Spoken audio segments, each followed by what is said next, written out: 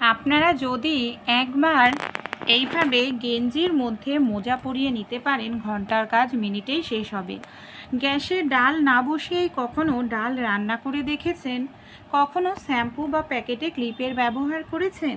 এমনই কিছু ছোট ছোট টিপস শেয়ার করব। চলুন আজকের টিপসগুলি আমরা দেখে নিই।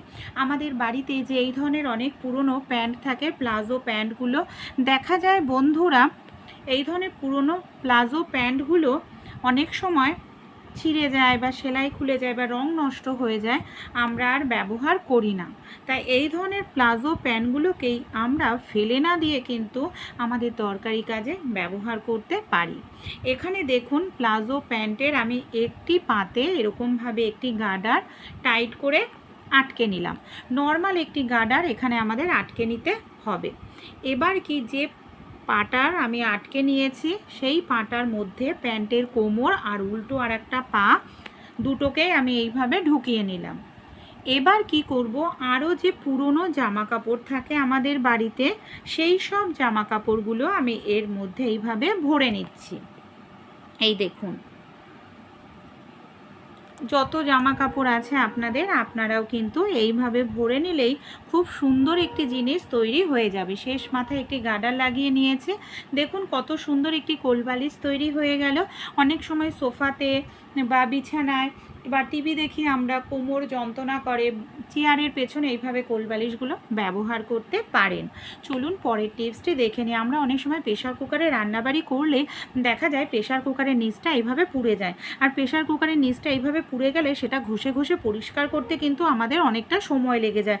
এর জন্য ছোট্ট একটি টিপস আমি আপনাদের সঙ্গে শেয়ার করব। আমাদের বাড়িতে যে টুথপেস্ট থাকে নর্মাল, এখানে আপনারা সাদা কালারের যে কোনো টুথপেস্ট নিয়ে নিন। আমি এখানে কোলগেটের ব্যবহার করেছি। টুথপেস্টটা দিয়ে দিলাম। এবার নর্মাল একটি স্কচব্রাইট দিয়ে আমাদের কিছু সময়ের জন্য দেখুন এইভাবে একটু ডলে নিতে হবে। আমরা যদি কিছু সময়ের জন্য এইভাবে একটু ডলে নিতে পারি বন্ধুরা, তাহলেই দেখবেন কত সহজেই আমাদের এই যে প্রেশার কুকারটা পুড়ে গেছে, দাগ হয়ে গেছে, সেটা সহজেই আমরা পরিষ্কার করে নিতে পারবো। আর এইভাবে যদি আমরা পরিষ্কার করি বন্ধুরা, তাহলে কিন্তু আমাদের অনেকটা সময় লাগবে না, এমনকি আমাদের খাটনিটাও কিন্তু এখানে অনেকটাই কম হবে।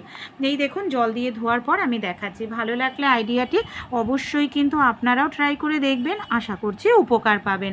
আমাদের বাড়িতে যে এই ধরনের মিক্সার জার আমরা ব্যবহার করে থাকি বন্ধুরা, অনেক সময় দেখবেন মিক্সার জারের ভেতরটা জল দিয়ে ধোয়ার পর বেশ কিছু সময় জল থাকে, সহজে শুকাতে চায় না। আর অনেকটা সময় যদি জল থাকে, শুকাতে যদি না চায়, তাহলে মিক্সার জার ব্লেডটায় ধার চলে যায়, এমনকি জং ধরে যায়। এর জন্য আপনারা ছোট্ট একটি কাজ করতে পারেন। এখানে সামান্য পরিমাণ তেল আপনারা এইভাবে ব্লেডের গায়ে খুব ভালো করে লাগিয়ে নিন। সামান্য পরিমাণ যদি এইভাবে একটু তেল লাগিয়ে নিতে পারেন, তাহলে দেখবেন মিক্সার জারের যে ব্লেডটা সেটা কিন্তু সহজে আপনাদের নষ্ট হবে না বন্ধুরা। এমনকি কিছুদিন পর পর ব্লেডটা চেঞ্জ করার প্রয়োজন পড়বে না, অনেক দিনের জন্য ব্লেডটা আপনাদের ভালো থাকবে। আর এইভাবে ঢাকনার ওপরে রাখবেন, সহজে হাওয়া বাতাস ঢুকবে, এতে আপনাদের ব্লেডটা ঠিক থাকবে। কোনো রকম পার্লারে যেতে হবে না, কিংবা হাজার হাজার টাকা পয়সাও খরচা করতে হবে না। আপনারা ঘরে থাকা একটি দুটি জিনিস যদি সঠিকভাবে ব্যবহার করতে পারেন, খুব সহজেই আপনাদের মুখের যে দাড়ি গোপের মতো লোম হয়ে যায়, কিংবা অনেক সময় দেখা যায় আমাদের হাতে পায়ে প্রচুর লোম থাকে, তাই শরীরের যেখানেই লোম থাকুক না কেন বন্ধুরা, পার্লারে না গিয়ে অনেকটা টাকা পয়সা খরচা না করে ঘরোয়া উপায়ে এই অবাঞ্ছিত লোম থেকে আপনারা সহজেই রেহাই পাবেন। অনেক সময় রেজার ব্যবহার করা হয়, যেটা লোমটাকে আরও মোটা করে দেয়, আরও খুব দ্রুত তাড়াতাড়ি লোম ওঠে। তাই ঘরোয়া রেমেডি অ্যাপ্লাই করে লোম তো সহজেই তুলতে পারবেন, সেই জায়গাটায় কোনো রকম দাগ হবে না, চামড়া কুঁচকে যাবে না, এমনকি আপনাদের ব্রণর সমস্যা ওঠারও সম্ভাবনা থাকবে না। যে কোনো জায়গা থেকে এখন আপনারা অবাঞ্ছিত লোম তুলে ফেলতে পারবেন ঘরে থাকা একটি দুটি জিনিস যদি সঠিক নিয়মে ব্যবহার করে থাকেন। কিভাবে, চলুন দেখে নিই। আর এটা যে কোনো বয়সের যে কেউ অ্যাপ্লাই করতে পারে, শরীরের যে কোনো জায়গা থেকে লোম উঠে যাবে। হ্যাঁ, আমি একটি পাত্র নিয়ে নিয়েছি।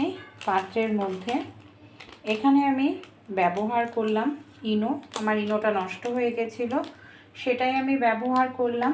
এখানে আপনারা ইনোর পরিবর্তে খাবার সোডা ব্যবহার করতে পারেন। ইনো বা খাবার সোডা একই কাজ দেয়।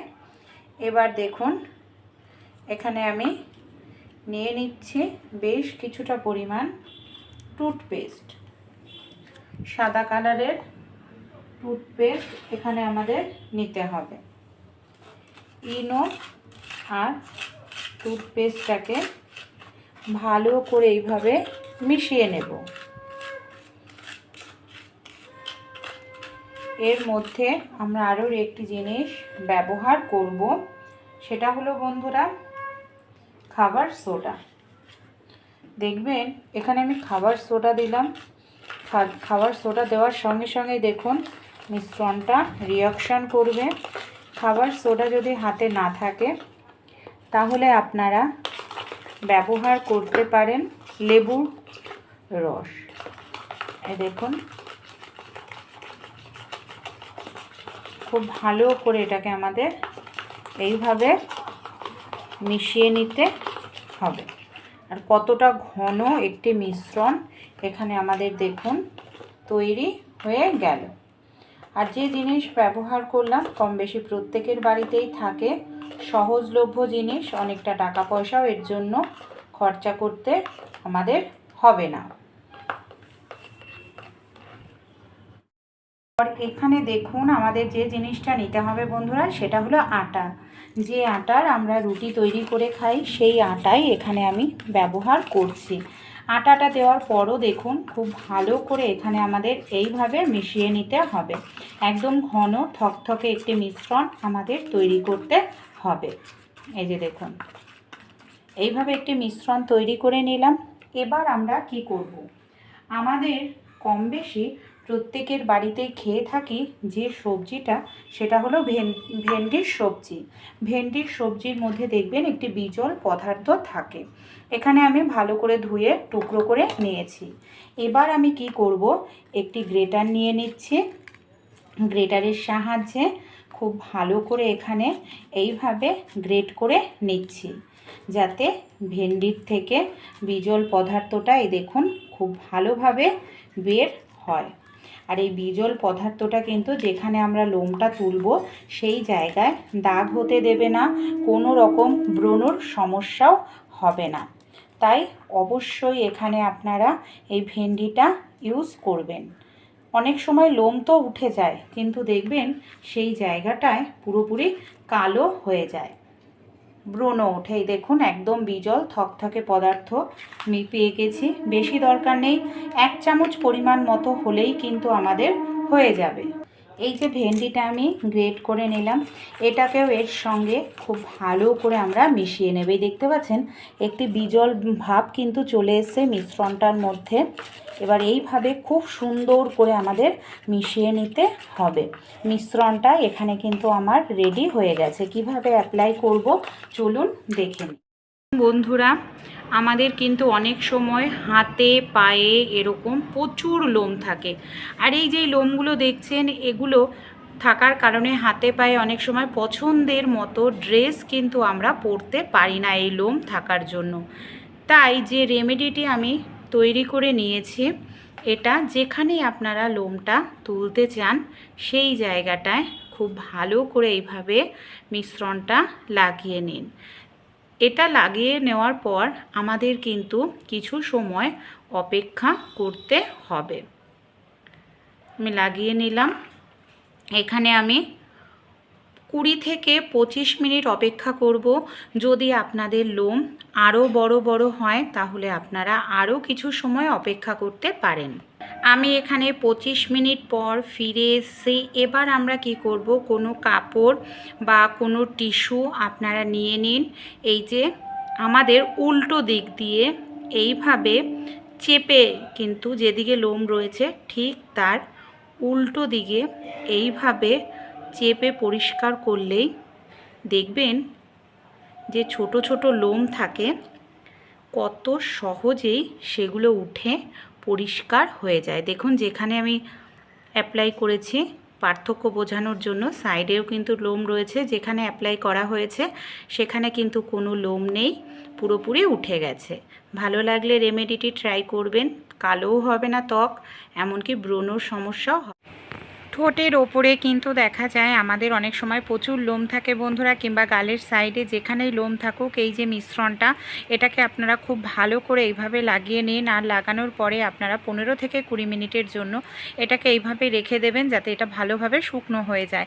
এটাকে কিন্তু ভালো করে আমাদের শুকনো করে নিতে হবে। যখন ভালোভাবে শুকনো হয়ে যাবে, লোম যেদিকে রয়েছে ঠিক তার উল্টো ডিরেকশানে এটাকে আমাদের এইভাবে চেপে টেনে পরিষ্কার করতে হবে।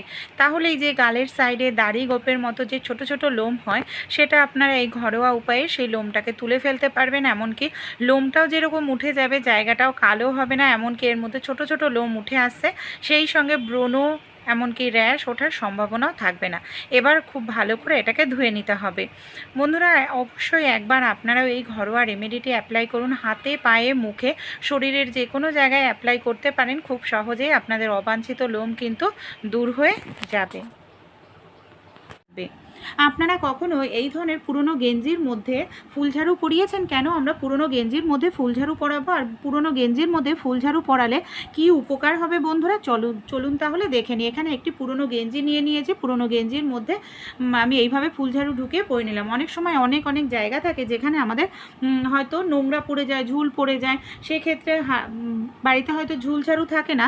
এইভাবে কিন্তু আপনারা ঝুলটা পরিষ্কার করে নিতে পারেন। আর এইভাবে যদি আপনারা ঝুলটা ঝেড়ে পরিষ্কার করেন, দেখবেন খুব সুন্দরভাবে ঝুল আপনাদের পরিষ্কার হবে বন্ধুরা। সেই সঙ্গে ঝুল ঝাড়ুরও প্রয়োজন পড়বে না। আপনারা যদি মুছতে চান, গেঞ্জিটাকে হালকা করে একটুখানি জল দিয়ে ভিজিয়ে নেবেন। আমি একটি পুরনো মোজা দিয়ে বেঁধে নিয়েছিলাম। এবার এই গেঞ্জিটাকে ধুয়ে দেবো, আবার দ্বিতীয় দিন ব্যবহার করতে পারবো। চলুন পরবর্তী টিপসটি আমরা দেখে নিই। আমাদের বাড়িতে বন্ধুরা দেখবেন এই ধরনের যে জামা কাপড় কেনার সময় আমরা পেয়ে থাকি, এই ধরনের পন্সগুলো অনেক সময় দেখবেন এই ধরনের যে পন্সগুলো হয় কোনো কাজেই আমরা ব্যবহার করি না। তাই এই ধরনের পন্সগুলোকেই কিন্তু আমরা অ্যাপ্লাই করতে পারি। কোথায় কি কাজে, চলুন তাহলে দেখে নিই। এখানে দেখুন বন্ধুরা, আমি এখানে নিয়ে নিয়েছি একটি শাড়ির থেকে বের হয়েছিল সেই পন্স, আর এখানে নিয়ে নিয়েছি আমি ওয়াইপারের মধ্যে এইভাবে আমাদের কি করতে হবে, খুব ভালো করে এইভাবে সেট করে লাগিয়ে নিতে হবে। তারপর এটাকে আমরা কি করব, জল দিয়ে ভিজিয়ে নেব।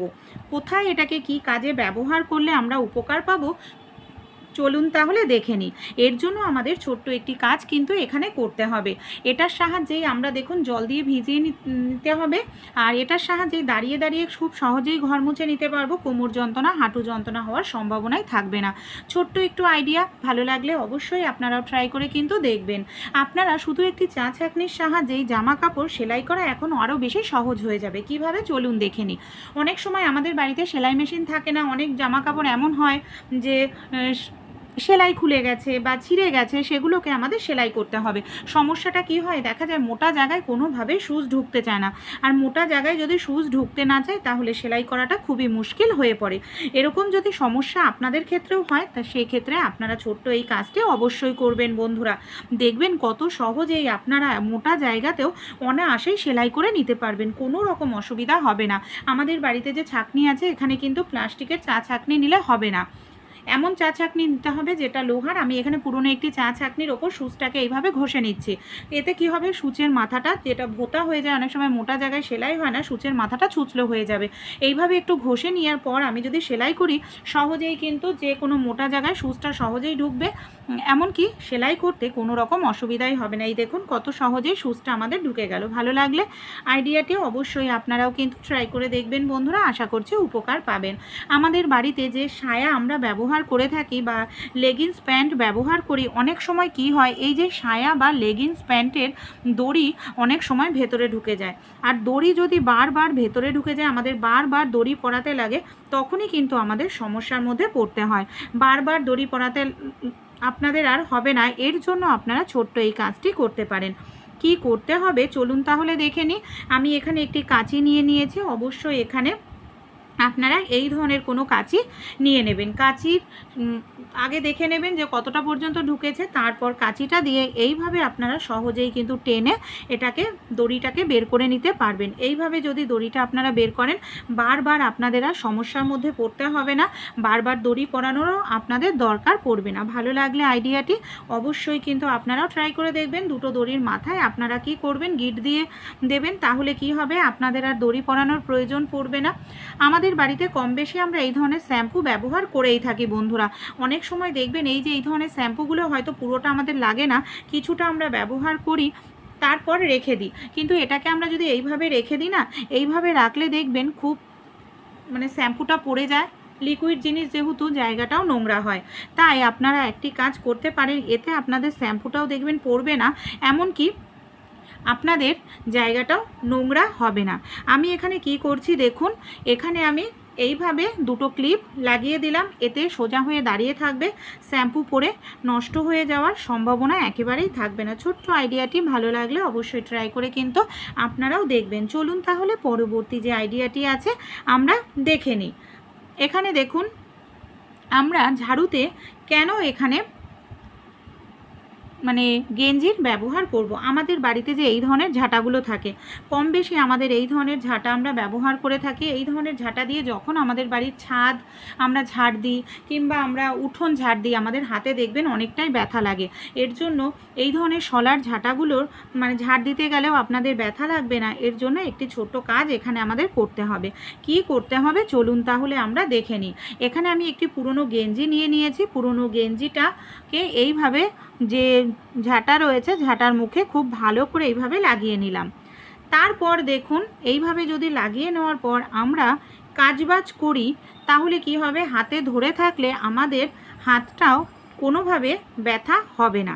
ভালো লাগলে এমনকি কাজটাও আমাদের করতে সুবিধা হবে। ছোট্ট টিপস বন্ধুরা, ভালো লাগলে অ্যাপ্লাই করবেন, এমনকি আপনাদের কাজটাও দেখবেন সহজ হয়ে যাবে। খুব দ্রুত তাড়াতাড়ি আপনারাও কাজটাও শেষ করতে পারবেন। এই দেখুন, এইভাবে আমাদের ধরতেও কিন্তু কতটা সুবিধা হচ্ছে, তাই না?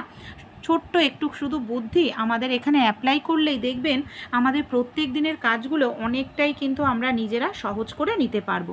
চলুন পরবর্তী টিপসটি আমরা দেখে নিই। ডাল আমরা কম বেশি প্রত্যেকেই খেয়ে থাকি।